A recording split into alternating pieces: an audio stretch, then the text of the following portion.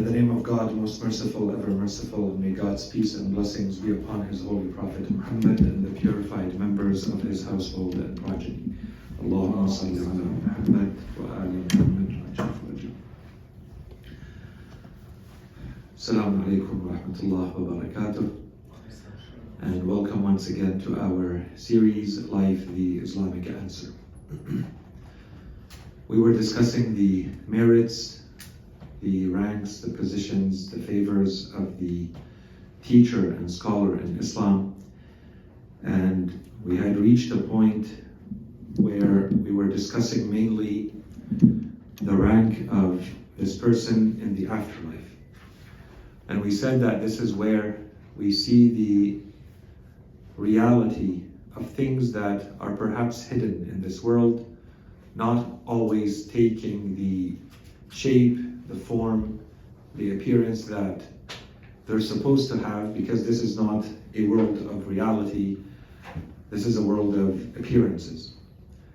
And so if we want to really understand the rank, the reality, the favors of teachers and scholars, or anything else for that matter, we should be focusing on their positions and the ranks in the afterlife. So that discussion had already started, and inshallah we're going to continue with that discussion in the ranks and the positions of the teacher and the scholar in Islam in the afterlife. And we will continue from there. We mentioned previously that when we look at the ahadith that mention the ranks of scholarship or the scholar specifically, there were too many ahadith that very clearly say that knowledge, having knowledge, so carrying the knowledge, being a scholar, and even seeking the knowledge, trying to become a learner by itself, is superior to any act of worship. The act that this person has performed when they sacrifice their life for the sake of Allah subhanahu wa ta'ala is one more act of worship. And so this by itself should not come as a surprise. It simply is one more instance of the general rule that we already established. Knowledge is superior to worship. The acquiring of knowledge, the acquisition of knowledge, the use of knowledge is superior to any act of worship. And inshallah, this part is clear. The difference perhaps here is that it is singling out this specific act, which is that you are sacrificing your life, you're giving up your soul for the sake of Allah subhanahu wa ta'ala. So in case there is any doubt, and as we saw in previous ahadith, this has been singled out in different ways, because in this case, you're not simply standing there to perform a few raka'at or performing a few more days of fasting, for instance, or spending a few weeks or months of your life to perform the pilgrimage. In this case, we're talking about giving up your life entirely for the sake of Allah subhanahu wa ta'ala. So even that act, going that far in your actions towards Allah subhanahu wa ta'ala, is still not a match for knowledge. And we gave the explanation of this. I don't want to go back to what we have said. In short, the answer to why this is the case is that it is knowledge that gives meaning to all of these acts of worship. Otherwise, an act of worship by itself is just an empty act. It's an action like any other action, no different than any other action that a human being performs. And it does not carry its significance by itself. And we talked at length about this in the past. We said any act that we perform gains its significance, gains its value, its importance, its merit, based on our level of understanding, our level of knowledge, and our sincerity. What is the intent behind the action that you're performing? And this intent should stem and can only stem from the knowledge that you have. Why am I performing this? If it's an act of worship, who am I worshiping? Why am I worshiping? How sincere is my intention? All of this can only stem from knowledge. And so, of course, the role that you are performing to make all of this possible is going to be more significant than the act itself. This inshallah, does not take away, does not lead to any confusion. We are not discouraging from any acts of worship. We're not saying that our religion discourages from any act of worship. All of them are preserved with, expressed, explained, presented with very well preserved, guaranteed rewards that are unmatched except by knowledge. So this is the part that we have to make clear. We're not saying that our religion is discouraging from all of those things, as great as they are. It's simply highlighting that there is something that we may miss because it seems subtle, or it seems surprising, or it seems shocking. There's something even greater than all of these, which is that you acquire the right knowledge that can lead to you understanding what you are doing. Otherwise, your actions may not necessarily carry the right significance or be done with the right intentions or for the right reasons at all. Now, in addition to all of this, there's also, if we want to take it further specifically for this type, that's why I said we could spend a very long time on this hadith. For this specific act, when you are giving up your life for the sake of Allah subhanahu wa ta'ala, we have also conditions that have been mentioned. Generally speaking, and this is something that we have said in the past, we tend to use the term of shaheed and shuhada too loosely. And as we said, when we look at the Holy Quran, we see that it's very restricted in terms of usage. In fact, it does not even use it in that sense at all in the Holy Quran. Someone dying for the sake of Allah subhanahu wa ta'ala, there's no reference in the Quran that they are a shaheed. Shaheed is a witness in the Holy Quran. There are people, qutilu fi sabilillah. This is different. This is those who have been slain, those who have been killed in the way of God. This is how the Quran talks about it. In the ahadith, there's a lot of mention of shaheed being the person who has been killed, slain in the way of Allah subhanahu wa ta'ala. That is the case. But even then, we tend to use it a lot more loosely than how our religion wants us to use it. And there are a number of stories very well known in the seerah at the time of the Holy Prophet, Imam Ali alayhi salam, others, where they have explained conditions. They have said, for instance, there's this man that Imam al-Baqir alayhi salam, he talked about a man by the name of Quzman. He was known to be a companion of the Holy Prophet sallallahu alaihi wasallam. It's a longer story. This is a man who would have fought very bravely and courageously in the battle of Uhud. So Imam al-Baqir alayhi salam says that when this man was very severely injured, but people thought that he died in the battle, they came to the Holy Prophet ﷺ and they told him that so-and-so has died in the way of Allah subhanahu wa ta'ala. What great honors Allah subhanahu wa ta'ala is going to give him. Blessed is he, happy is he that he's going straight to heaven. And the Holy Prophet ﷺ said, he is a man of hell. I have been informed that he is a man who's going to hell. And this was very shocking to them. And then they came back to the Holy Prophet ﷺ because the man had actually not been killed. He had been severely injured in the battlefield, and he had been taken either to his own house or to one of the tribes that were close by that picked him up so that he can go and basically recover from his injuries. So they took care of him. And after a while, there are people who came and he got well enough that they could talk to him and understand what's going on. And when they talked to him, they asked him, you thought so, what gave you this bravery and this courage to fight this way? He had killed maybe 6 or 7 of the mushrikeen before he was injured. So what was it that led to all of this bravery and all of this courage? And he told them, I have only fought to defend the honor of my tribe. My only motivation is that I felt that my tribe was being dishonored, and so I fought to defend the honor of my tribe. And then they came to the Holy Prophet ﷺ and they told him now he has died, and in fact he has killed himself. So because he was now injured and he saw that he was injured, he refused to live his life as an injured man. So they say he went and jumped, threw himself on weapons that were there, and he killed himself this way. because he did not want to live with an injury in this world. And the Holy Prophet ﷺ, now this was further confirmation. These are two further confirmations of what the Holy Prophet ﷺ said. And when his companions were around him and the news came, he told them, bear witness that I am the Prophet of God. Because Allah subhanahu wa ta'ala has informed me this is a man from hell. He will end up in hell. He's not going to heaven. Even though in appearance it may look like he fought in the way of Allah subhanahu wa ta'ala. He did not. His intent had nothing to do with God. And the Holy Prophet has a hadith around this. We have a hadith from the Holy Prophet. We have a hadith from Imam Ali alayhi salam. We have a hadith from others that say, "Man qatala litakuna kalimatullah hiya al-ulya." That is the person who becomes a shaheed.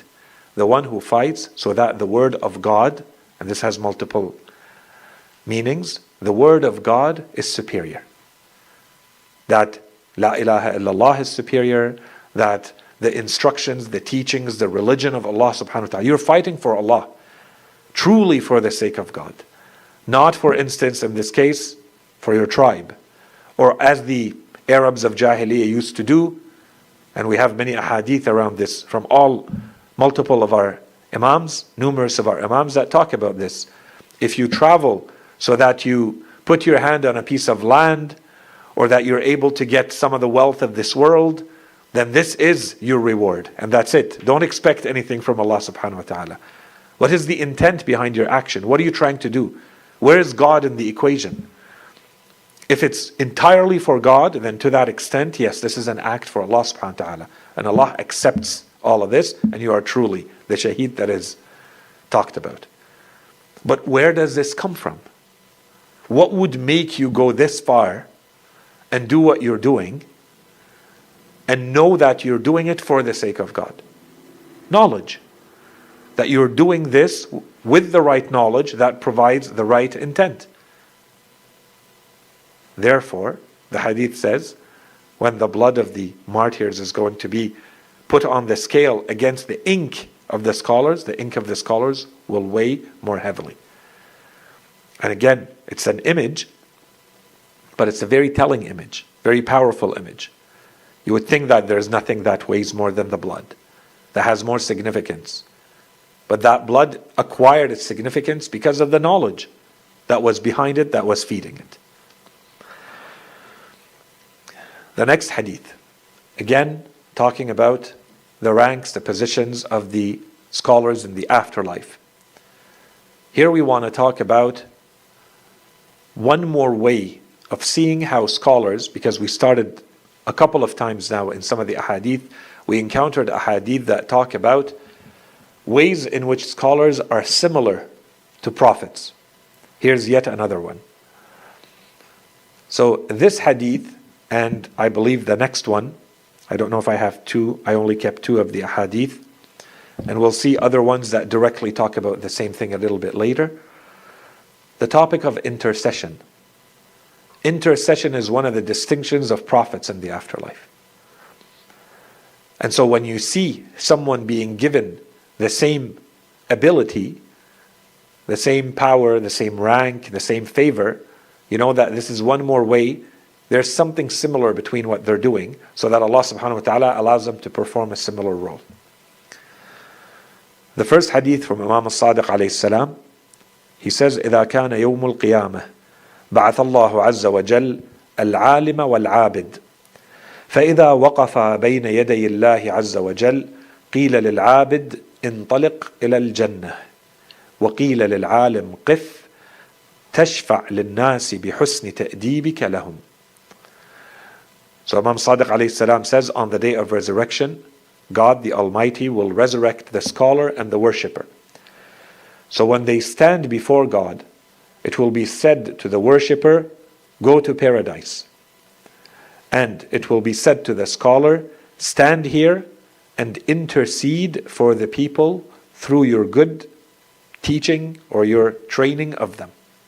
In return for having taught them, trained them, shared knowledge with them, start interceding for these people. That's the first hadith. Second hadith, similar, but it goes in more detail, and then I'll mention some comments. The second hadith from the Holy Prophet ﷺ. He says, يبعث الله تعالى العالم والعابد يوم القيامة فإذا اجتمعا عند الصراط قيل للعابد ادخل الجنة فانعم فيها بعبادتك وقيل للعالم قفها هنا في زمرة الأنبياء فاشفع في من أحسنت أدبه في الدنيا. So this second hadith has a few more details that are not in the first. So we combine them together. So the Holy Prophet ﷺ says on the day of resurrection, God will resurrect both the scholar and the worshipper.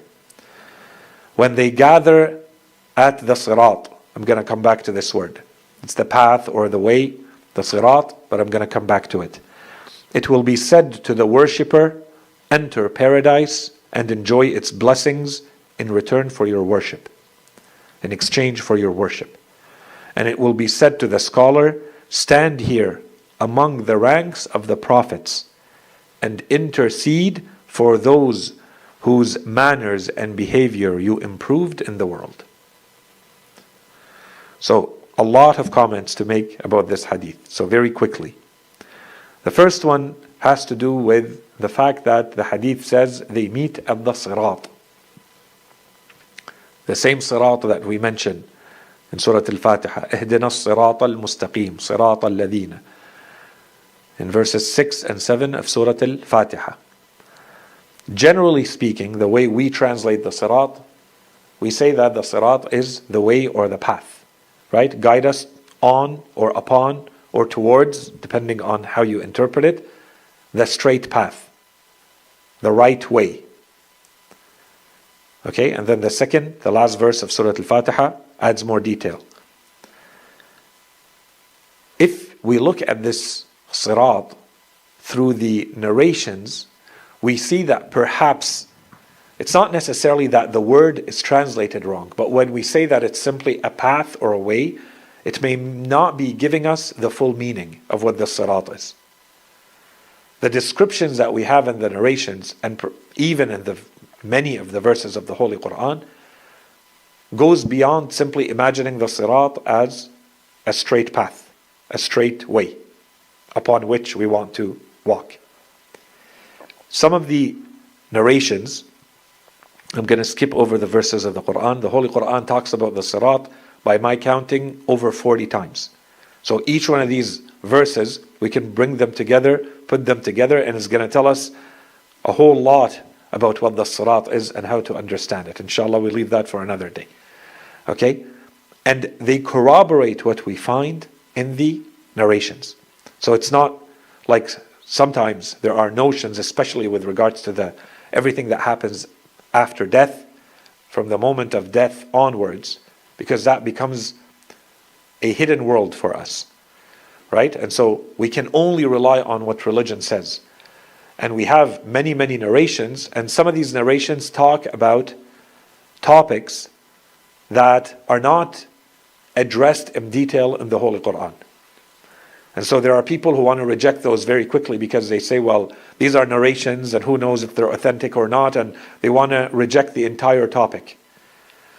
In the case of the sirat, this is certainly not the case. Yes, we have a lot of narrations around it, but the Holy Quran talks about it at length in too many verses for us to say that this is simply an image that the Holy Quran is using metaphorically. Okay? Keeping in mind the general principle that we have explained in the past, that anything that touches the afterlife, anything that touches the hereafter, there has to be a component, a dimension of metaphor in it. The Holy Quran says so. It says, we are going to create you in a world which you cannot know, because it's not this world. How can you know it? So the best we can do is to describe it to you in a way that makes you understand it, to each and their ability to understand. Okay? So keeping that in mind, this does not mean, however, that it is entirely fictional. Right? This is not what the Holy Quran is saying. It's saying there is a reality to this. And we're going to present it to you in the clearest, best way for you to understand what it is, using the terminology and the wording and the images and the realities that you have in this world. This is the closest thing you have in this world to what's waiting for you in the afterlife. The sirat is one more of these. So if you go back to our teachings in our religion about the Sirat, they say, for instance, that every human being has to cross it. And this is a very important point, by the way. This means that this is part of the journey of being a human being. Inshallah, we're going to come back to that at another time. When you see this, you have to keep in mind, there are those who are horrible, disgusting human beings, and then you have the average of the masses, and then you have the saints, and the messengers, and the prophets, the awliya. So when you see ahadith that talk about, or verses of the Quran that talk about something that has to touch every single human being, there's no escape. It's a necessity for every human being. In those cases, there's not even enough of a favor that is granted, let's say, to a prophet or a saint, so that they avoid this. Okay? The Holy Quran talks about death, for instance, this way. كُلُّ نَفْسٍ ذَائِقَةُ الْمَوْتِ. If you are a soul, you shall taste death. Period. Doesn't matter who you are. The Holy Quran then makes a point to add it to the Holy Prophet ﷺ. إِنَّكَ مَيِّتٌ وَإِنَّهُمْ مَيِّتٌ. And it doesn't start with them. If you are going to die, then of course they are also going to die. Why are they living a life as though they're not going to die? Right? So in any case, the hadith, the verses of the Quran are very clear. Every human being must get across this path, this way. Okay, that's one. Two, it may be, and this hadith is very well known, it may be thinner than a strand of hair, and it may be sharper than the edge of a sword. Okay, so this is to explain the difficulty that may await a human being. If you are asked to walk on a way that is thinner than one strand of hair, that is sharper than the edge of a sword, then should you not be worried? Okay, so we have a hadith, all Muslims should know them. We have a hadith related to this. That's the second image. More than that, we are clearly told that there are those who fall from this way. And when they fall into hell. You fall into the fire. And if you pass across this way, what awaits you on the other side is heaven. It means that's it. You made it on the other side. You are now one step away from heaven. So this way of understanding it, I would argue, makes it not so much just a way or a path, even though we constantly say Sirat is simply the correct, the right path or way. It's more of a bridge. You have to get across that bridge. And if you fall, hell is under. And if you get across, then paradise is waiting on the other side. Okay, so that's one image. Beyond this, we have the ahadith that talk about our ability to get across this bridge very significantly varies from one human being to another. This is a bridge that you and I will never see in the same way. It's not like a bridge that we have in this world, where you and I stand there and we can objectively measure it and see it because we're all looking at the same thing.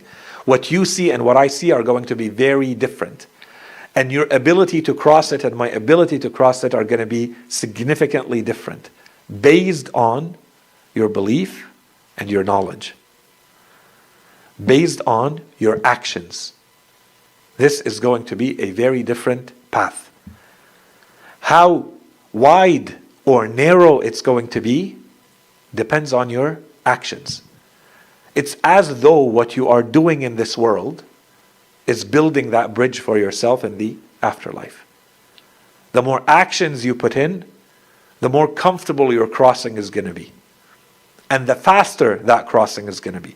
No one wants to be on that bridge. No one. So how do you cross it faster and so that there is no risk of you falling? You want to make it as wide as possible. You want to make sure there's ramps on the side. All of that is what you are building with your actions and your knowledge in this world. You're preparing your own bridge. If you go back to the verses of the Quran, you go back to the narrations, they talk about this very clearly. They say the width of the bridge depends on your actions, And the speed at which you cross it depends on your actions. And so some categories of people are mentioned just to give us the full spectrum. And of course, there's everything in between. Specifically, the hadith say there are those who will cross the bridge as though they are lightning. How long does it take to see lightning? It's a part of a second, a fraction of a second. This is how they cross the bridge. That's it. They still have to cross it. But this is how they cross it. And there are those who cross the bridge as though they are on a racing horse, the hadith say. And there are those who cross the bridge walking. And there are those who cross the bridge on all four. And there are those who hang. They are hanging. Imagine it's like a rope. They hang. And those who hang, the hadith say, and the fire eats at them. Or eats parts of them, depending on how you understand that hadith. And then there are those who fall. They don't cross the bridge. And we even have verses in the Quran. It depends how they are interpreted, especially in Surah Yasin and elsewhere. Allah subhanahu wa ta'ala says, if we wanted to, but it's a very open threat from Allah that seems to be talking about this, because we have other ahadith as well as verses of the Quran that talk about the same thing. That we would make them blind, and so they would not be able to see the bridge or their own way. And this is exactly what you have. If you're supposed to cross a very risky bridge and you can't see it, and you don't know where you're walking, what's the end result? What are the chances that you're going to get across? Especially if you have to crawl or walk slowly or hang on to a rope. And there are those perhaps who cannot even move. And you're supposed to cross the bridge. In Surah Yasin it talks about them. It's as though Allah subhanahu wa ta'ala says, we will turn them into rocks, and so they would not be able to make any movements. We have verses of the Quran that talk about this. And this is corroborated. What have you prepared for that bridge? Right? And so in this hadith, this is where the alim and the abid meet. And both of them are crossing. But this tells us that when we cross this is you as an individual. There are stations, there are positions, there are ranks in the afterlife on the day of resurrection where you're alone. This is you and your actions. That's it. Nothing can help you. And there are some that are collective. It's you as a group, how did you perform? You as a nation, how did you perform? So this one, the crossing of the bridge, is individual. It's you and your actions. How good were you in this world? And so this is where the alim and the abid, the hadith says, this is where they meet. So the abid, Allah subhanahu wa ta'ala, the angels tell him, go ahead, cross. And clearly he's going to cross very easily, honored, respected. They tell him, and go and enjoy the bliss of paradise in exchange for all of your hard work and worship. And the scholar, they tell him, no, you stand here. First, we want you to intercede. Because this is the ultimate test. There are people who are going to fall in. There are people who can't move and they can't make it. This is where we want the intercession. And that second hadith was clear. He stands with the prophets. This is where the prophets are standing. And they are interceding. So the scholar is asked, you go ahead and intercede. And they tell him, you intercede, you bring in those that you changed. You were able to improve. You were able to teach. And they accepted those teachings. Right? The hadith was very clear. فَاشْفَعْ فِي مَنْ أَحْسَنْتَ أَدَبَهُ. Who did you train? Who did you teach that changed them? Changed their behavior. They became better people. We want you to intercede. You may rescue them. You may save them. Improve their fate.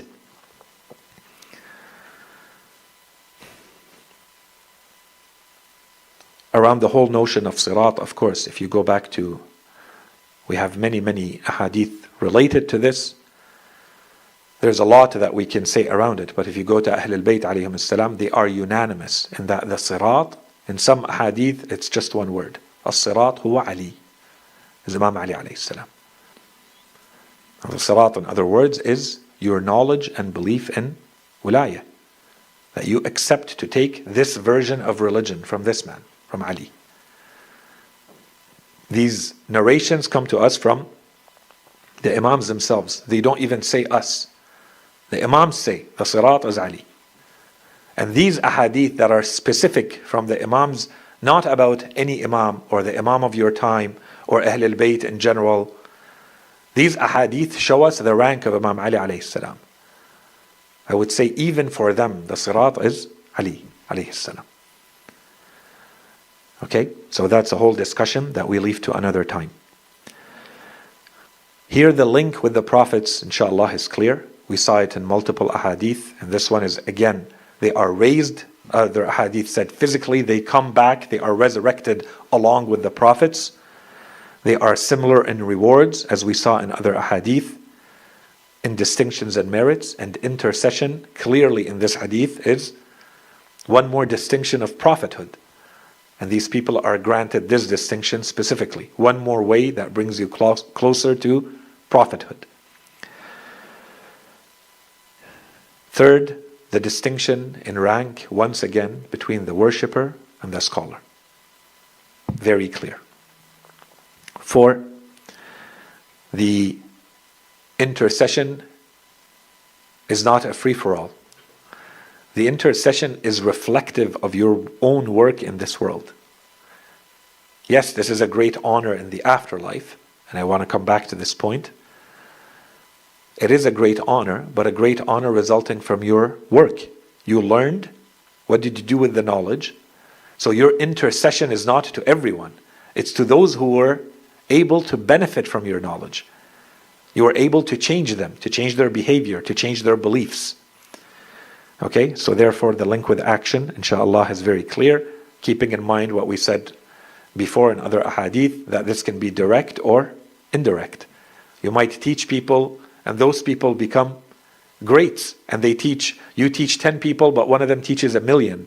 You're still getting the reward for all those 1,000,000. Right? The hadith were very clear about this. And then finally, this is perhaps a slightly more subtle meaning, and I want to say it now because I think we're going to see it in a few of the ahadith. This is perhaps the deeper meaning behind these ahadith. What we encounter in the afterlife and the ahadith about the afterlife, we should always see it as these ahadith trying to explain to us the reality of something. In this world, this is a world of appearance. We don't see things as they truly are. In this world, it may look like you're sharing information. You're sharing knowledge. It's a teacher and a learner. That's what it looks like.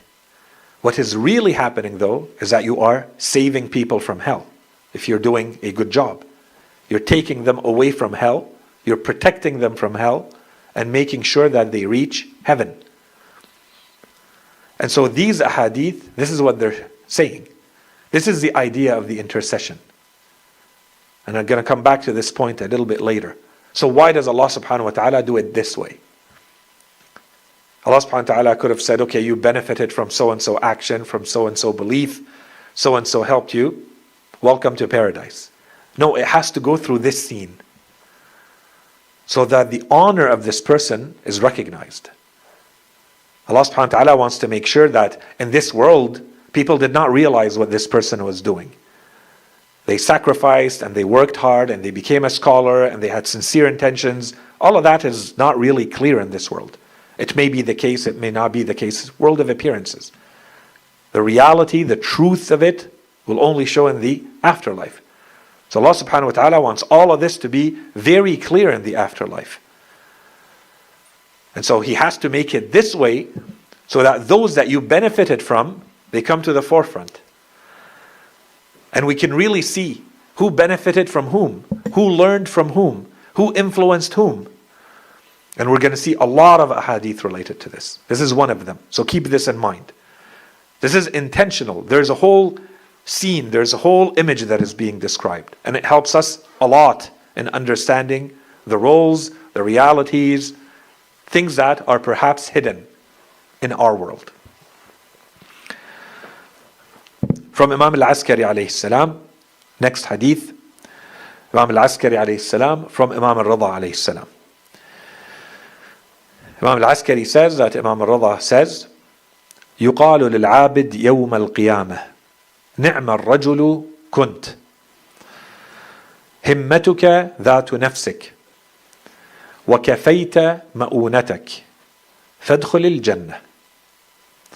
ويقال للفقيه يا أيها الكافل لأيتام آل محمد اللهم صل على محمد وآل محمد الهادي لضعفاء محبيهم ومواليهم قف حتى تشفع لكل من أخذ عنك أو تعلم منك فيقف فيدخل الجنة معه فئاما وفئاما وفئاما حتى قال 10 وهم الذين أخذوا عنه علومه وأخذوا عمن أخذ عنه وعمن أخذ عمن أخذ عنه إلى يوم القيامة. So Imam al-Askari alayhi salam says that Imam al-Rida alayhi salam has said, on the day of judgment it will be said to the worshipper, how excellent of a person were you. نعم الرجل كنت همتك ذات نفسك. Your purpose, your endeavor was yourself. Your determination was about yourself. Enter paradise. Okay, I want to come back to this inshallah. And then the Imam said, ألا إن الفقيه, I think I skipped this when I read the Arabic, ألا إن الفقيه من أفاض على الناس خيره وأنقذهم من أعدائهم ووفر عليهم نعم جنان الله تعالى وحصل لهم رضوان الله تعالى. Indeed, the true jurist is one whose good emanates towards the people, who protects them from their enemies, who provides them with the blessings of God's heavens. He secures God's pleasure for them. That's a very specific description of who the faqih is. He secures the pleasures of heaven, the pleasures of paradise for these people. Okay, that now we understand the role. وَيُقَالُ لِلْفَقِيهِ يَا أَيُّهَا الْكَافِلُ, the jurist will be told, O protector of the orphans of the family of Muhammad. I'm going to come back to this. O guide to the weak among those who love and follow them. Stand here so that you may intercede for all those who took from you and learned from you. So he will stand there, admitting with himself into paradise. I'm going to say the word in Arabic because I'm going to explain it a little bit later. He will admit with him into paradise, fi'am wa fi'am wa fi'am, and the Rawi, the narrator says, and he repeated the word 10 times. Okay, he repeated it 10 times. And these are the people who acquired or who accepted from him his knowledge, and who accepted or acquired from those who accepted from him his knowledge, and who acquired from those who accepted from those his knowledge. And this is the indication once again that it's not only those who learn directly from the scholar. You may have learned from the student of the scholar, or you may have learned from the student of the student of the scholar. That's what it means. And so on until the day of resurrection. So this can go on and on and on over generations. That knowledge that scholar left in the world, this is how it's now being used. Okay? So a few points again. I'm going to try not to spend too much time on this hadith. There's really a lot to cover. First, there's a beautiful treatment of the worshipper.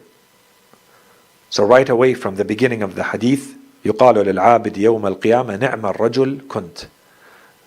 In that stressful, scary world, they come to the worshipper and they tell the worshipper, how excellent of a man were you. Okay, so that's already beautiful. The next line, I think, has two interpretations. They're connected.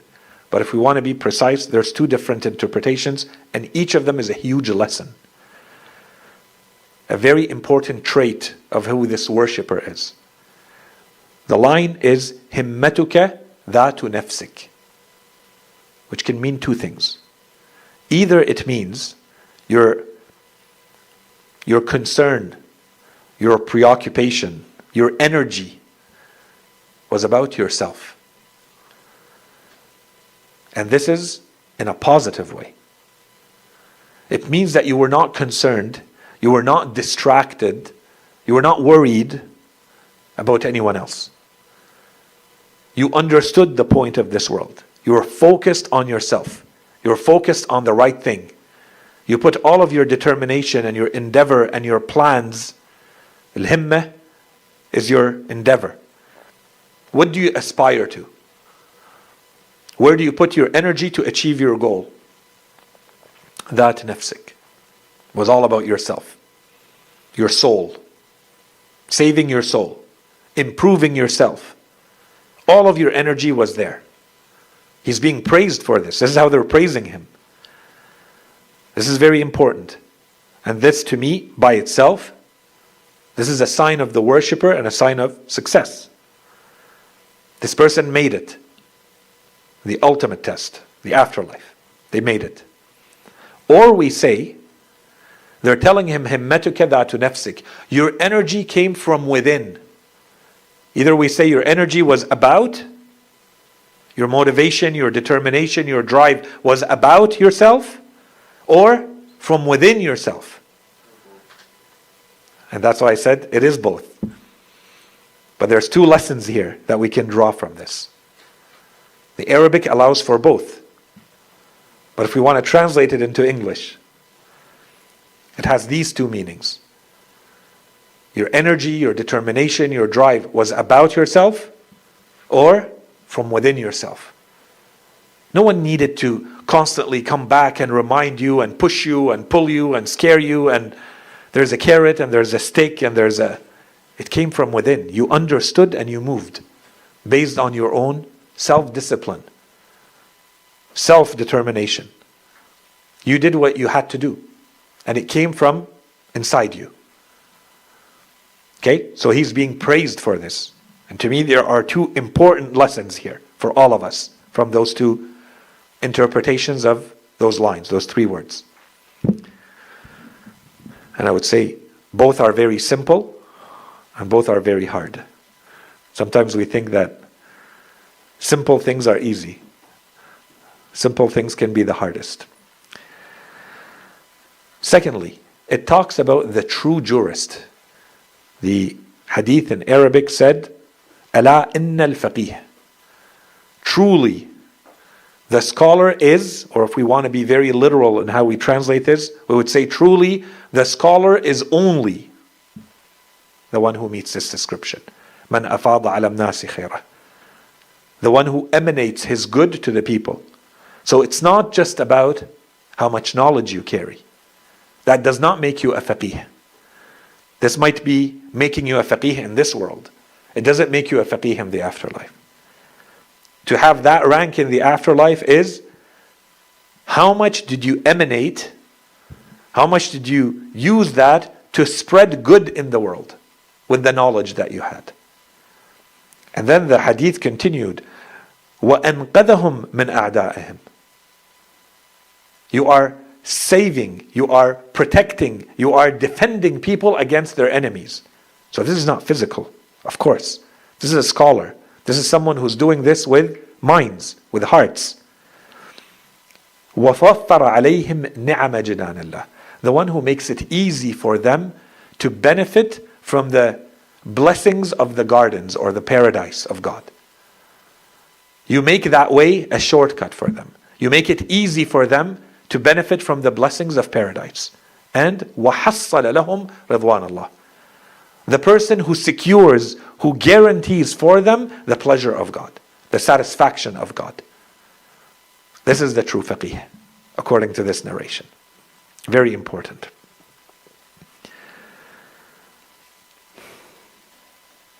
The next point. There's a mention here, and I'm going to go through a couple of hadith, something we've talked about in the past, but just in case it's not clear or we need to clarify it a little bit more. This is an expression that is important in the tradition and the narrations of Ahlul Bayt alayhim as-salam. Because sometimes it comes without qualifiers. Sometimes it's mentioned without an explanation. Here there is enough context for us that we know what the explanation is. In other ahadith, it's been defined.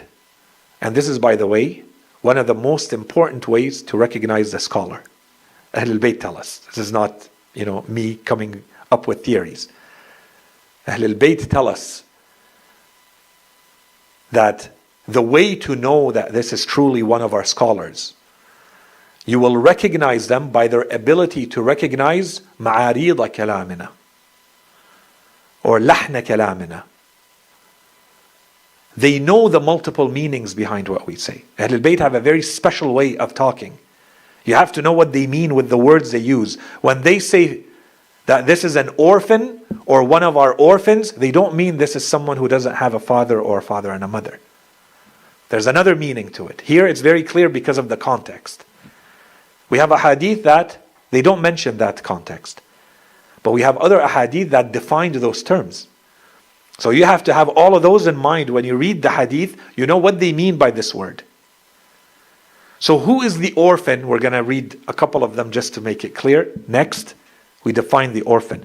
According to the Shia traditions, the teachings of Ahlul Bayt alayhim as-salam, the orphan here, the true orphan, is the person who has been cut off from the Imam, or someone who does not have access to their Imam. The Imam may be there, but you don't have access to the Imam. Or the Imam is simply not there, which is a huge hint that Ahlul Bayt were giving in their times, that there will come a time when your Imam will not be there. Okay, so they say very clearly, who is the orphan? It's the person who is cut off, and they are described usually in two ways, because those two ways go together. They are orphan and they are weak. Al-du'afa, or sometimes al-du'afa min shi'atina, you would think it's not physical. Al-du'afa is most likely, to most people's minds, they would say it's someone who doesn't have enough money. They're poor. They're socially weak. They're economically weak. Yes, that is the case. But that's not what really matters. And the orphan without the father, or without the father and the mother, that is horrible of a condition to be in. And this is not to discourage from helping the orphans. But the second layer and the deeper layer is that you are an orphan because you're cut off from your true source. Mental, intellectual, belief, faith, spirituality. You're cut off. So you're an orphan.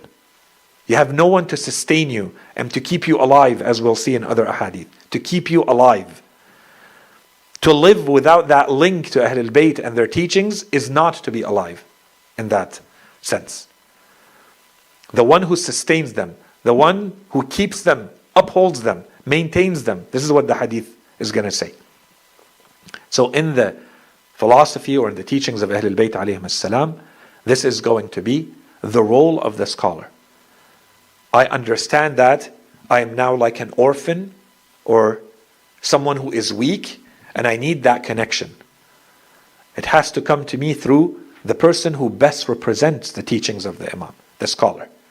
And that's why we spent a bit of time saying, therefore, the role of the scholar cannot be to spread doubt and to spread more confusion and to make religion even more ambiguous and to make people question their own faith and their own belief. You're doing the opposite of what they're telling you. You are a true jurist and a true scholar when you're doing the opposite. What would you do to an orphan or someone who's weak? Would you make their condition even more difficult? No. Your job as a scholar and a jurist is not to confuse people further, to create even more doubts, to make them doubt and question and reject their faith. Because you think that this is the best way for you to show your scholarship and your genius and your intellect, which can be very easy to do. But this is exactly the danger. And that's why we have so many ahadith saying, remember, the point of this is that you guide people. This is how your good emanates towards others. This is the true and only jurist, the hadith just said. And here, of course, very clearly in this hadith, and we will see it in other ahadith as well, the connection is not to yourself. You're not calling people to yourself. You're not inviting people to become your followers. You're a conduit. You're a pipe. You're an intermediary. You're a medium. You're a channel. You're bringing people to the imams. You're bringing people to the truth that God revealed. That makes you a true jurist. That makes you a true scholar. And this is, by the way, inshallah, maybe one day we talk about it, not, we'll see. We have a hadith where they come to the imam and they tell the imam, we have heard a hadith from your forefathers, from the Holy Prophet ﷺ, which say that someone should not be taking money in return for teaching. And one of these ahadith, very well known, to Imam Sadiq alayhi salam, he tells him what is happening.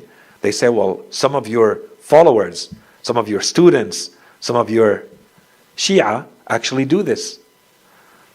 And in one of them, the Imam says, if the person who, let's say you're going to learn from someone, he says, if this person were to completely ransom their children in return for the knowledge they're receiving, that would still be okay.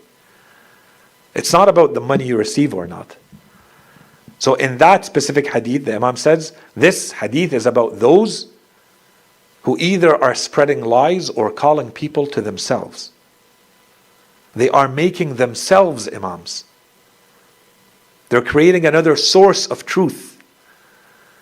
If these students of mine are teaching people the Quran and they're bringing people back to religion and back to Ahlul Bayt alayhim salam, yes, they deserve every dinar, every dirham, and much more than what you're giving them. Don't stop giving them. That's not the issue. Okay, so in this case, once again, here it's very clear. The role of the jurist is to bring back to Ahlul Bayt alayhim salam, not to call to themselves. Very quickly, this one is just a reminder. This jurist had to act with the knowledge that they had. The knowledge by itself was not enough. You have to do enough to guide and change people. 5. And this one is a little more subtle. The people had to accept. You can teach all you want. If people are not accepting, they're not accepting. And in Arabic, this is very clear because it says, أَخَذَ عَنْكِ تَعَلَّمَ مِنْكِ. They tell him. See, he accepted. That's why I said what I translated. I said it's someone who acquired the knowledge from you or someone who accepted the knowledge from you. That's a better translation. This means that you are actively accepting. You're letting it have an impact on you and you're doing something about it. Okay? So this is another condition. And then this word of fi'am. Fi'aman wa fi'aman wa fi'ama. We have it in a few narrations in the school of Ahlul Bayt alayhim salam. And in fact, we have its explanation. The Imam tells the narrator in another hadith, completely irrelevant to this one. It's a hadith related to the event of Ghadir. There's a mention of fi'am. And then the Imam asks the narrator, he tells him, do you know what fi'am are? How good is your Arabic? Basically, he's telling the narrator. And the narrator says, no, I don't know what fi'am is. So I'm using the same term so that now you'll remember it when you hear it. The Imam tells him, one fi'am is 100,000 people. It's a group of 100,000 people. It's referred to as fi'am. So when the Imam says, and this person is going to intercede, fi'aman wa fi'aman wa fi'aman, and he repeats it 10 times, 10 times 100,000 is 1 million. So the Imam is saying this is how many people this person may intercede to in the afterlife. So he's saying as many and perhaps more, because this continues. This person is gone, as we saw last week, but those who benefit from their knowledge over the generations continue until the day of resurrection, this hadith said. So this goes on. And as we said, why this scene? Why doesn't Allah subhanahu wa ta'ala just give the rewards to everyone and end it? But we could ask this about everything. Everything that happens, especially from the moment of death. The manner in which the soul is taken out. Everything that awaits us in this intermediary world, alam al-barzakh, everything that happens upon the resurrection. Inshallah, one day we'll go in a much more detailed series on the resurrection. The riwayat clearly say there are 50 stations, Yawm al-Qiyamah. There are 50 stations that we go through. Each one of them is a full world on its own. So why? Why does it have to happen this way? One short answer to this, or two short answers, and they're connected, is that Allah subhanahu wa ta'ala wants us to relive everything, but this time by seeing the truth, by seeing things as they really are. That's one. And two, therefore, we truly understand the ranks of people. In this world, you can never really know the ranks of people. This way, Allah subhanahu wa ta'ala ensures that, for instance, the scholar is honored, recognized. This is a true scholar, based on the right criteria. The jurist, as Ahlul Bayt say, this is a true jurist. We may think someone is a jurist now, and they are not. And we may think someone is not a jurist or a true scholar or teacher now, and they really are, based on these definitions. Two ahadith very quickly. I won't comment on them. I'll force myself not to comment on them. But just to establish this idea of who is the orphan or the weak in the school of Ahlul Bayt alayhim salam, just so that you have the ahadith. The first hadith from Imam al-Askari alayhi salam, عن رسول الله صلى الله عليه وآله أشد من يتم اليتيم الذي انقطع عن أبيه يتم يتيم انقطع عن إمامه ولا يقدر على الوصول إليه ولا يدري كيف حكمه فيما يبتلى به من شرائع دينه ألا فمن كان من شيعتنا عالما بعلومنا وهذا الجاهل بشريعتنا المنقطع عن مشاهدتنا يتيم في حجره ألا فمن هداه وأرشده وعلمه شريعتنا كان معنا في الرفيق الأعلى. So in this hadith, Imam al-Askari alayhi salam says the Holy Prophet said, one who is able to guide and teach an ignorant person regarding the laws and the teachings of our religion, I'm skipping the beginning part, more oppressed, the hadith starts, more oppressed than the orphan who has lost his father, or weaker than the orphan who has lost his father, is the orphan who has been severed or cut off from his imam, unable to reach him, unaware of how to practice his religious duties. So whoever among our followers knows our teachings, so that's the first part of being a scholar, you have the knowledge, yet this ignorant one is cut off from witnessing our guidance. An orphan confined in hijr, in his hijr, as though he is sitting in his lap. You have access to this person. You can guide this person. You can teach this person. Thus, whoever guides him, instructs him, teaches him our teachings, is going to be with us in the highest of companies. Okay, Rafiq al-A'la could be, in heaven, in paradise. That's one hadith, no comment, but enough to explain the idea of an orphan. Another hadith from Imam al-Sajjad alayhi salam, a longer hadith that is very important, and I'm not going to make any comments on it. Imam al-Sajjad alayhi salam says, Ali ibn al-Husayn قال عليه السلام أوحى الله تعالى إلى موسى عليه السلام حببني إلى خلقي وحبب خلقي إلي قال يا رب كيف أفعل قال ذكرهم آلائي ونعمائي ليحبوني فلئن ترد آبقا عن بابي أو ضالا عن فنائي أفضل لك من عبادة 100 سنة بصيام نهارها وقيام ليلها. This is the first half of the hadith. I translate and then we look at the second half. Imam Sajjad alayhi salam says, God Almighty revealed to Prophet Musa alayhi salam, make me beloved to my creatures and make my creatures love me. So he said, Musa alayhi salam said, O Lord, and how do I do this? He said, remind them of my gifts and my bounties so that they may love me. For if you were to return a fugitive who has run away from my door, or bring back a lost soul, I don't want to say a soul, okay, someone who is lost away from my entrance, it is better for you than the worship of 100 years during which you fast its days and worship its nights. to bring one person back to me, Allah subhanahu wa ta'ala says. This is the first half of the hadith. Second half of the hadith. So this is important for its own sake. And this is very important for a lot of reasons. One of them is that, generally speaking, and this is one of our biggest mistakes, when we acquire knowledge, when we have centers, when we have abilities, when we have an infrastructure, when we have anything, if we were to compare where the energy is going versus where it could potentially go, we see that there's a lot more work to do in rethinking how we do our activities, how we spread our knowledge, who do we invite. We tend to focus, and it's important to do so. We're not saying to be negligent towards those who are already guided, who already know the path, who are already followers of Ahlul Bayt. They already know the truth. They just need a little bit of a reminder, a little bit of a polishing, a little bit extra knowledge so that it's more refined and they go a little bit further away.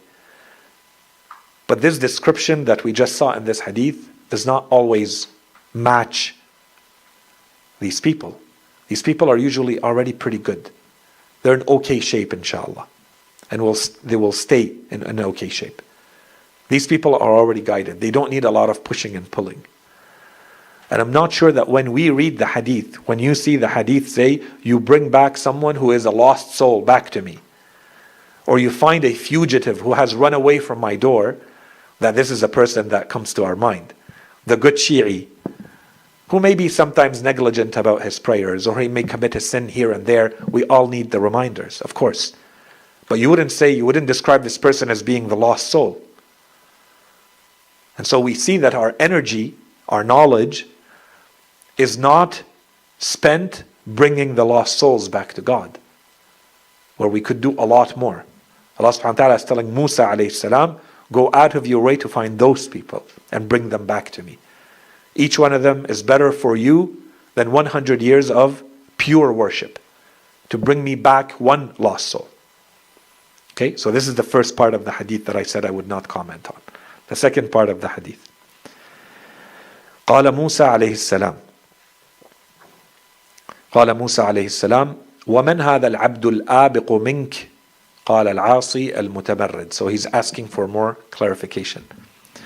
قال فمن الضال عن فنائك قال الجاهل بإمام زمانه تعرفه والغائب عنه بعدما عرفه الجاهل بشريعة دينه تعرفه شريعته وما يعبد به ربه ويتوصل به إلى مرضاته. قال علي عليه السلام, which means Imam Sajjad, فأبشروا معاشر علماء شيعتنا بالثواب الأعظم والجزاء الأوفر. So here, after the first part of the hadith, Prophet Musa alayhi salam says, and who is the fugitive who is the fugitive among your servants that you want me to bring back to you? Allah subhanahu wa ta'ala said, he is the defiant sinner, or the stubborn sinner. Someone who has gone very far in their world or life of sin. Right? And he asked, and who is the lost away from your entrance? He said, and this is the key, he said, the one who is ignorant of the Imam of his time. You make him know his Imam. Or the one whose Imam is absent, though he may already know who his Imam is, but he does not know the laws of his religion. You make those laws known to him and explain to him how to worship his Lord and how to achieve his pleasure and satisfaction. Then the Imam said, so rejoice, O scholars from among our followers, for the greatest of rewards and the most abundant of recompense. Next hadith. Back to the ahadith. I'm going to try to wrap up the topic today so that we move on to community next time. Back to the scholars in the afterlife. Again, more of the same. This one is a stronger imagery. I gave you the general rule, again from Imam al-Askari alayhi salam. Now you're going to see the imagery. Imam al-Askari alayhi salam, وقال الحسن بن علي عليهم السلام. So he is narrating from Imam al-Mujtaba, Imam al-Hasan, son of Imam Ali alayhi salam. يأتي علماء شيعتنا القوامون لضعفاء محبينا وأهل ولايتنا يوم القيامة والأنوار تسطع من تيجانهم على رأس كل واحد منهم تاج بهاء. I'm going to cut it up so that it's not too long. Imam al-Askari alayhi salam says, it was narrated that Imam al-Hasan, he said, peace be upon him, on the day of resurrection, the scholars among our followers, those who sustain or those who maintain the weak among our lovers, and the people of our wilaya, our guardianship, will come to the fore. Lights will be shining from their crowns, because on the head of each one of them there will be a crown of beauty. وقد انبثت تلك الأنوار في عرصات القيامة ودورها مسيرة 300,000 سنة. The radiance, the light of these crowns will spread into the pathways of the afterlife and its dwellings a distance of 300,000 years. فشعاع تيجانهم ينبث فيها كلها فلا يبقى هناك يتيم قد كفلوه ومن ظلمة الجهل أنقذوه ومن حيرة التيه أخرجوه إلا تعلق بشعبة من أنوارهم. I'm going to continue this a little bit later. So the radiance of their crowns will spread all over the pathways and the dwellings of the afterlife. And there shall remain, so what is this radiance? What is this light? It's their knowledge and what it impacted in this world. And there shall remain no orphan whom they took in and whom they rescued from the darkness of ignorance, whom they extracted from the confusion of misguidance. إِلَّا تَعَلَّقَ بِشُعْبَةٍ مِّنْ أَنْوَارِهِمْ. This is in the afterlife. So as this light spreads, it has rays, except, so each one of those orphans that were rescued in the life, in this world, except that they will hold on, they will grab to a strand of that light. فَرَفَعَتْهُمْ إِلَى الْعُلُوِّ حَتَّى يُحَاذَى بِهِمْ فَوْقَ الْجِنَانِ.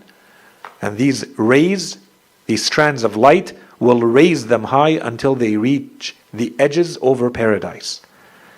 ثُمَّ تُنزِلُهُمْ عَلَى مَنَازِلِهِمْ الْمُعَدَّةِ فِي جُوَارِ أَسَاتِيذِهِمْ وَمُعَلِّمِيهِمْ. Then the lights will descend them. So the lights will carry them as they grab onto them.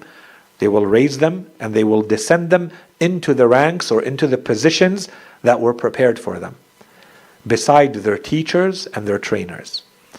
وبحضرة أئمتهم الذين كانوا يدعون إليهم. In the presence of the imams to whom they used to invite, they used to call. And this image is a lot clearer. Okay, except that you can't jump into this image without having the premises for it. Now we know who the orphan is. Now we know who the weak is. Now we understand what knowledge is and how it spreads. Okay, and so we see it in its true format in the afterlife. So we've talked about the imagery that we find in the afterlife in many of the narrations. This one is very clear. And secondly, you see the great distinction. This hadith, once again, a reminder, why does God do it this way? It's so that there's nothing that we can describe here in this world than to say, someone is being treated like a king. They're coming there with a crown on their head. And this is going to be a crown of beauty. And light will come out of this crown. And it will travel this distance. This is all a description of knowledge. And the effect of their knowledge in this world as it is seen or as it shows in the afterlife. The emphasis in this hadith once again was Ahlul Bayt alayhim salam. Throughout the hadith it's subtle, until the end it's very clear. They sit beside their teachers and their trainers, because both words are mentioned in this way, their teachers and the trainers who used to call for or towards their imams. Again, it's all about Ahlul Bayt alayhim salam. Bring people back to Ahlul Bayt alayhim salam. The description that we saw was about those who are weak and orphan. Now we know who the weak and orphan are. It's someone who is cut off from their imam, and you are bringing them closer to their imam, period. Which can apply to all of us, because all of us are cut off from our imam. Okay, that's in short. And the way to rescue the people in the hadith is very clear. So the rescuing happening in this world was described that you're rescuing them from confusion, from being lost, from the darkness of ignorance. What happens in the afterlife? You're rescuing them with knowledge. This is what it looks like in this world. In the afterlife, this is what you grab onto physically, and it will elevate you into and bring you into the position that is prepared for you in the afterlife, which has its own discussion that we will talk about inshallah in the future. How every human, the riwayat say, when you enter into this world, there's a place that will be prepared for you in heaven and a place that will be prepared for you in hell. And you get to choose which one to keep and who is going to inherit the other one. And the Quran talks about those who inherit. The riwayat say those who are inheriting are the ones who are inheriting one of your two homes. Which one are you leaving behind? The one in hell or the one in heaven? Yours is the choice to make. And then the gathering in the afterlife, the way you gather, the people who are around you, is going to be based on knowledge. Who did you learn from? Who did you share the knowledge from? All of that is going to be replicated in the afterlife.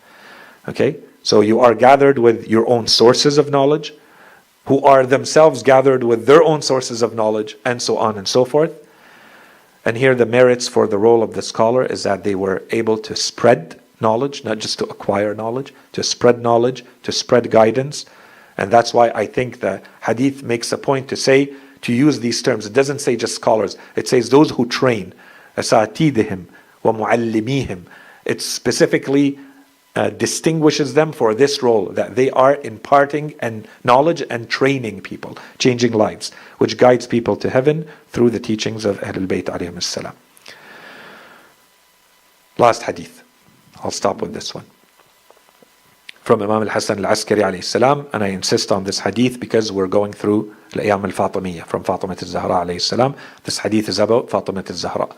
From Imam al-Hasan al-Askari alayhi salam, he says, وحضرت امرأة عند الصديقة فاطمة عليها السلام فقالت إن لي والدة ضعيفة وقد التبس عليها في أمر صلاتها شيء وقد بعثتني إليك أسألك.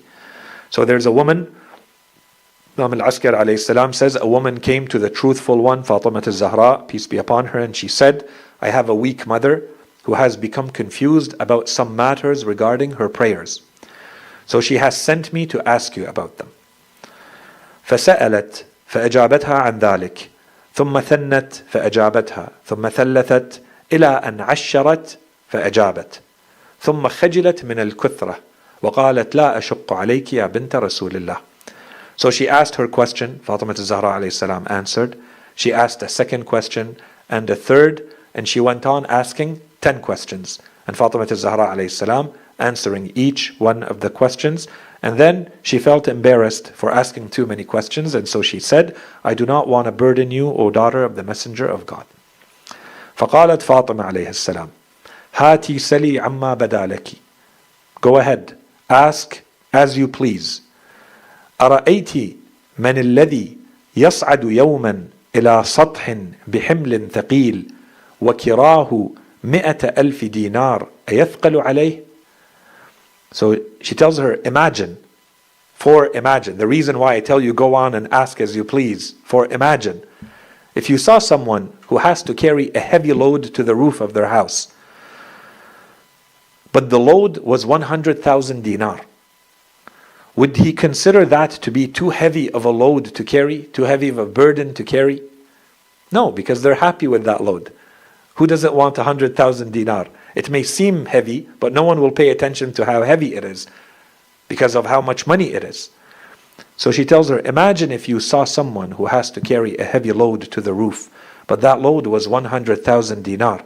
Would he consider that too heavy a load to carry? The woman said, no. فقالت لا.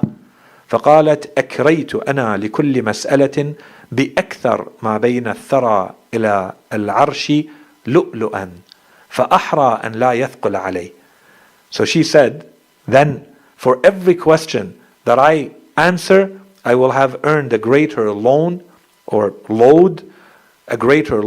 than jewels stacked between the earth and God's throne. She's giving her an image she can understand. She says, imagine instead of the 100,000 that you're carrying to the top of your roof, what I'm getting in return for answering each one of your questions is as though there are jewels that are stacked from this earth, from the ground, from the thara, from the sand, all the way to God's throne, all the way to the highest of heavens. You're just stacking up jewels. This is for every question you're asking me. So I am more worthy of not considering this too heavy of a burden. سمعت أبي صلى الله عليه وآله يقول إن علماء شيعتنا يحشرون فيخلع عليهم من خلع الكرامات على قدر كثرة علومهم وجدهم في إرشاد عباد الله. So I heard my father صلى الله عليه وآله, the messenger of God, say, when the scholars among our Shia will be resurrected, the coverings of honor, al-khila' would be today like they would call it a toga, right? It's like, or a abaya, that you wear something and it's a dress or a garment of prestige and honor that is put on you. The Romans would wear that as a sign of honor. And today when you graduate, they make you wear one, right? Why? It's a toga. It comes from that idea that this is a garment of honor. This is what the Holy Prophet is saying. So he says, I heard my father ﷺ say, when the scholars among my Shia will be resurrected, the coverings of honor will be placed upon them in proportion to the amount of their knowledge and the efforts in guiding God's servants. And then she added, حتى يخلع على الواحد منهم ألف خلعة من نور. Some of them will have 1,000 coverings of light placed upon them. Okay, so a million coverings of light placed upon this person. ثم ينادي منادي ربنا عز وجل. Then the caller of our Lord will call out, أيها الكافلون لأيتام آل محمد. اللهم صل على محمد وآل محمد. أيها الكافلون لأيتام آل محمد الناعشون لهم عند انقطاع آبائهم الذين هم أئمتهم. هؤلاء تلامذتكم والأيتام الذين كفلتموهم ونعشتموهم فاخلعوا عليهم خلع العلوم في الدنيا فيخلعون على كل واحد من أولئك الأيتام على قدر ما أخذ عنهم من العلوم حتى إن فيهم لمن يخلع عليه 100,000 حلة وكذلك يخلع هؤلاء الأيتام على من تعلم منهم.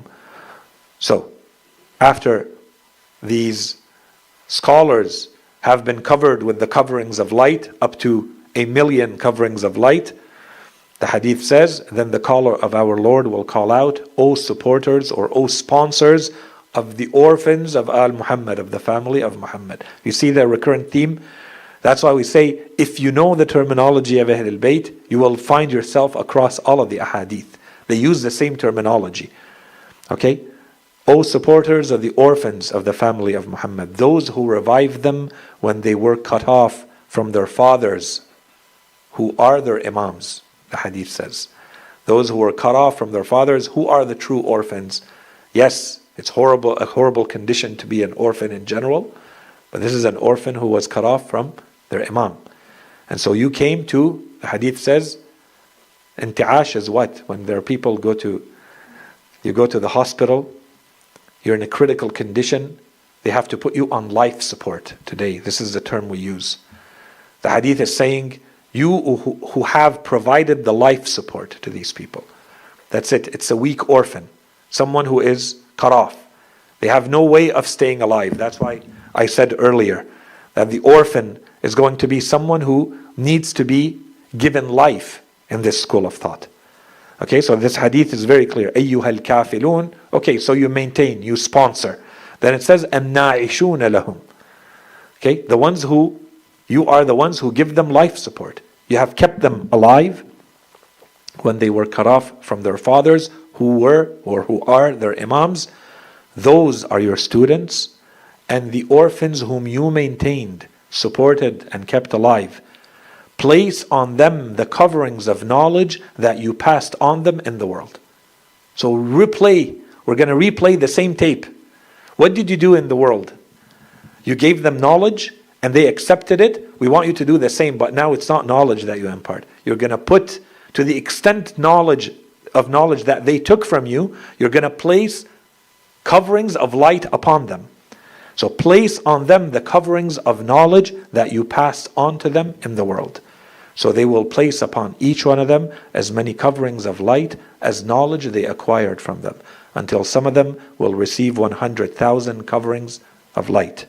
And so will the orphans themselves do. They will also place coverings of light upon all those who learn from them. Okay? So this hadith from Fatimah al-Zahra alayhi salam, inshallah, wraps up our topic regarding the merits of the scholar, the favors of the scholar, the teacher in Islam. And with this we are done with this part of the discussion. We've spent over 30 lectures talking about the place, the role, significance, importance, merits, responsibilities, characteristics of the scholar and the teacher in Islam. And now inshallah we want to move to what we said, our final quick discussion to bring those two together with one more layer. The learner and the teacher are part of something greater, the community. And so we want to talk about not community in general. Inshallah, we'll have other discussions on that much later in the series when we talk about the social dimension in religion. Now we're focused on the community of knowledge. This knowledge of the learner, this knowledge of the teacher does not live in a vacuum. It lives in a community. So what does that community of knowledge look like? This is inshallah the next heading. And we'll try to move quickly. There's a few points that we want to make there. And then we will move towards the types of knowledge that our religion wants us to focus on and prioritize. وصلى الله على سيدنا محمد وعلى آله الطيبين الطاهرين.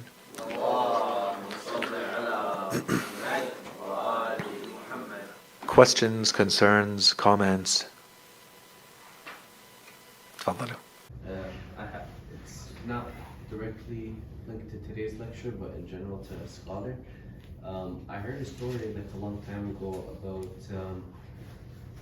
the person that wrote Fatih al-Jinan.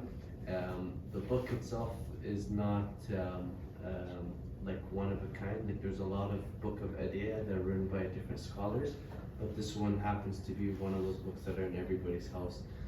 So the story that I found interesting about the scholar that I read, I don't know how true it is, hopefully it is that when he was coming to write it, he performed everything that he put into the book before he put it into the book, and then he published it. And perhaps that's why it got so much blessing that it's in almost every household with the Quran, with everything else. Talking about how today, like the level of blessing, every single person that soul is saved or soul is saved because of you, or how much you bring them closer to Ahlul Bayt. You might want not your knowledge, but the conduit that you're offering to be more available, not for selfish reasons, but it is selfish, but like for those reasons that you get more and more hasanat per thing. So it's more toward connects, I think, to the beginning of our lectures about knowledge and so on, in terms of the significance of perhaps when somebody acts on the knowledge that they are trying to teach, how much Allah will help replicate that and make it grow, like سبعة سنابل, and then it keeps going and more and more and more. So it was just, I don't know, it's not really a question, but it's just more an observation that I see, because like I see we talked about it before, but like Malcolm X, in terms of I feel like is a perfect case study for what we're studying, in terms of a person that was a student and then became, let's say, a scholar to a certain degree, and to one level or not, he was very it was very simple, his approach, although I don't want to say simple because he's a very complex person, but why I feel like he became so great, or why people view him so great, is because he acted on everything that he was trying to spread. So the combination of those, like if you take care of the knowledge part and the acting and trying to teach, it's almost like there's a guarantee that Allah will help spread your conduit to Ahlul Bayt. And I'm assuming that hopefully that there's some truth to that. Excellent observation and question. The idea that Allah subhanahu wa ta'ala will help your teachings spread further and impact people's lives a lot more if you're actually acting on the knowledge yourself, and that may impact people more than just the knowledge itself. As you said, yes, we covered this earlier in the series, and we said, so there's a number of different angles here going on. The first one has to do with you, and there's two sides to it. You as someone who carries the knowledge and you want to impact others with that knowledge, it would be such a shame that others are benefiting from your knowledge and you're not. Yes, you get the reward of them getting your knowledge, but we went through many ahadith and the image was not a pretty one. And this is mainly, inshallah, we're not talking about cases where, you're talking about halal and haram. Let's say you're talking about things that are recommended, things that are better. Okay, there's thawab, there is the rewards around it. In those cases, it would be a shame that they are benefiting from this and you are not. You tell people read more Quran, but you don't read Quran, and they are affected by this, and they go read Quran and you still don't. As we said, you're going to be the one that some of the narrations you'll remember, they said it's like كَحِمَارَ الطَّاحُونَ, right? Like you're the one who allows people to benefit from your actions. You're the donkey who makes the mill go round and round, but you'd never benefit from the mill yourself. You're just the donkey attached to it, but because of what you do, they benefit. And the Holy Quran talks about this. Those who have been given the knowledge, they carry the knowledge, and others may come and carry the knowledge from them and benefit from their own knowledge, but they don't benefit from their own knowledge. كَمَثَلِ الْحِمَارِ يَحْمِلُ أَسْفَارًا. A donkey who is carrying scripts, scriptures, books, but the donkey can't read the books they're carrying. Right? So you're passing on the knowledge, you're carrying the knowledge from one spot to another, you're passing it on to others. You will get reward that you have passed it on to others, but you're losing out yourself if you don't do that. That's one.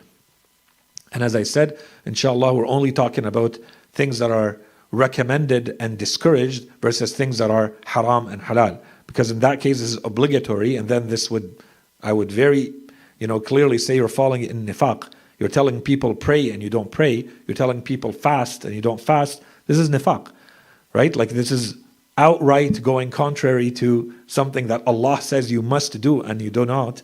You're starting to fall quickly in nifaq. Wal-'iyadhu billah. That's the first layer. The second layer is when you talk about the person who benefits or not from you. So if I want to take myself as an example, sometimes I'm going to see someone who is saying something, who is teaching something. I should more focus, as a learner, I should more focus on, is this information correct and useful to me? More than, and how is this person conducting themselves? It would be great and it would affect me more if they actually did what they're preaching, of course. And this is the importance of it. And that's why there are so many ahadith about it. But who cares? If I'm strong enough and good enough, I focus on, is the information good, and I have no other sources to it. If I can find the perfect package, great. The package where I know this person for sure, he lives by these principles. Everything that they preach, they do. Great, that's exactly what I want. But that's not always available. Perhaps there's a more efficient way, effective way, stronger way of getting that information, but I know this is not the best, most clean and pure source of it. Do I let all of it go? Well, if there's no alternative, or the alternative is not good enough, no. This is where, as a learner, I have to focus on how good is the information that I am receiving. Okay, and this is where we see a lot of our teachings in our religion focus on what has been said, not who said it. Right? You know the truth. You don't know the truth by the men. You know the men by the truth. Know the truth and you'll know, you can rate the men. Unless it's Imam Ali alayhi salam. Right? That's the only exception. Otherwise, know the truth. Go after the truth. And we saw so many ahadith. Be objective. You're a learner. You look for knowledge. You look for truth wherever you find it. It can't become, and the reason I say this is, don't make this an excuse. I won't learn from so and so because their conduct is not perfect. You know, the fat, unhealthy doctor is coming to you and telling you you have to get in shape because otherwise you're going to have health problems. You can tell, you know, the ad hominem, as they say in philosophy, you can tell the person, but who are you to tell me this? Or you can say, well, regardless of who you are, what you're telling me is true. I'm going to focus on what you're saying and I'm going to go get in shape because I want to benefit from the advice you're giving me. It's still good knowledge. Yes, it's not coming from the right source, but it's still good knowledge. And al-hikmah dallatul mu'min. The mu'min is always looking for it. If it's wisdom, you want to grab onto it. Okay? So this is the second reason I say this. The third reason, of course, whether it's Shaykh al-Qummi, there are so many, there are dozens, if not hundreds, of these ahadith. Our scholars, of course, are the ones who try to show all of this the most in their lives. There are many, many. One of them is Shaykh al-Qummi, which is more of a question than a factual retelling, reporting of history. It's more, I think the question should be, in the case of Shaykh al-Qummi, the question should be, how come is it that his book became more successful? How come is it that his book is in every house when there are literally thousands of other books that are doing the same thing, attempting to do the same thing? Why? There has to be a reason. Nothing is random. And here's where that's one possible explanation. The easiest way to summarize all of this is to say there is perhaps greater sincerity in this specific act. Allah subhanahu wa ta'ala honored and rewarded that by spreading it this way. And by spreading it, he gets the tawfiq that every time I open his book, as opposed to his colleague's book, he's the one getting the thawab. Because I'm reading his book. That's a great honor and a great blessing. In addition to just the book being in the house.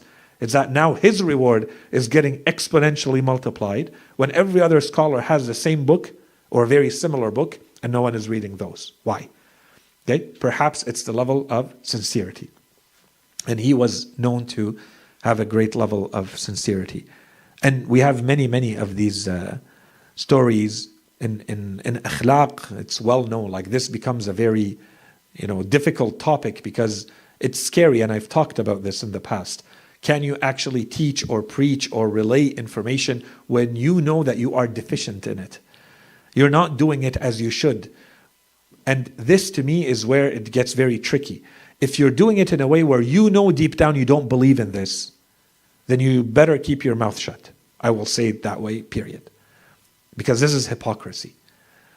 Now, the next level, you believe in it, and you know this is the truth, and you know that you are very deficient in it, and you feel the guilt, and you feel that this is on the verge of, if not quite, being in the middle of sinning. Okay? If that's the case, then at least those feelings of yours should be enough that, inshallah, you'll get to fix yourself eventually. This is no reason for you to prevent others from benefiting from this knowledge. Because this is where you see the shaitan at play here. This is going to be a suspicion where I should not share anything I know, even though I know 100% that this is the truth. That's why I said that's the key. Do you know this is to be the truth or not? If you're convinced that this is the truth, share it with others. You might be deficient. You might have shortcomings. You're not doing everything you're supposed to be doing. But this is not enough of a reason for you not to share it with others. They may benefit from this. And you know what? Tough luck for you that now they are going to do, and you will remain like the donkey of the mill. Ajallakumullah. But that's your problem. You still had to share it. This is a responsibility that you have. You carry it, you have to share it. They say, for instance, that there was this scholar, and I'll end with this. There was a scholar similar to this story. There's multiple ones. And as I said, ilm al-akhlaq, they spend a lot of time on this. In one case, they tested the scholar. One of the scholars was perhaps Sheikh al-Naraqi or another. I've heard and read the story about more than one scholar. A scholar wrote a book on akhlaq, on spiritual development and purity. And this is perhaps the kind of, everybody knows, everybody has the knowledge around it. But who will dare to put it out there?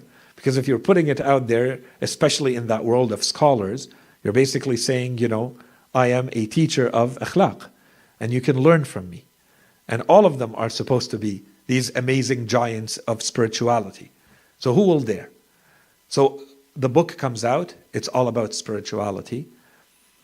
So another scholar had heard about this scholar, that he is a great teacher of ethics and morality and spirituality, and his book comes out.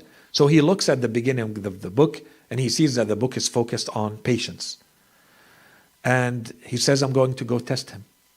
Before I can recommend this book to others or use this book, I want to know the source. I want to know who this person is. So they say he would wait on hot days where everybody usually sleeps a little when it's the heat, the top heat of the day at that time, or at times when he knows usually scholars have a certain ritual, let's say calendar or plan program for their day, you know, when they're supposed to rest. And he says, I went to the house and I started to knock on the door to ask a question. Or I would send people to ask questions at a time when I know he's just about to sit to eat, or he just sat to eat, or he probably wants to go sleep a little. Come very early in the morning, come very late at night, and he did this for multiple days.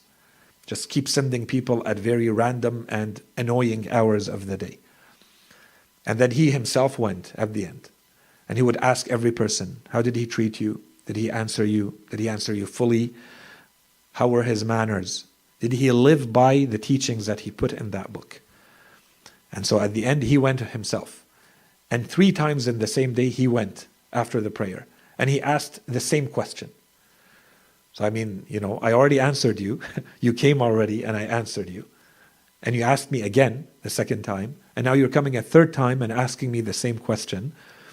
And in every case and during that whole time, the manners, the manner in which he dealt with the people, the questions, the annoyance, no frustration, no impatience, as difficult as it may have been for him during that time, he did not even show the least sign of displeasure. And so he told him, I am so and so. I am also a scholar, and I am very concerned. I'm very focused on akhlaq. And I just wanted to tell you that I think you are truly a master of akhlaq. And this was just a little test that I made you go through. I had to see for myself why people say you are a master of akhlaq. I had to put you through this for myself. I had to see it and test you. I apologize for what I did. But to me, you are a true master of akhlaq. I want to keep learning from you. And I want others to learn from you through this book. And that's one example.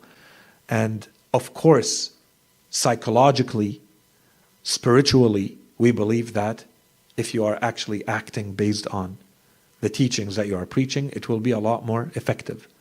As we say in Arabic, what comes out of the heart goes into the heart. You're sincere, you know what you're talking about, you believe in it, you actually act on it, inshallah it will go a lot further in affecting people. But this should not, this is the caveat, this should not become a reason for not spreading knowledge. To say, I have shortcomings, therefore I keep my mouth shut. No, work on your shortcomings. So long as there's no deficiency in your belief, you know that this to be the truth, you don't have doubts that this is the truth, then go ahead and preach it. It's not about you. You're simply getting people back to Ahlul Bayt alayhim salam and their teachings. And then work on yourself. Because, again, it would be a shame that they benefit and you don't. Okay?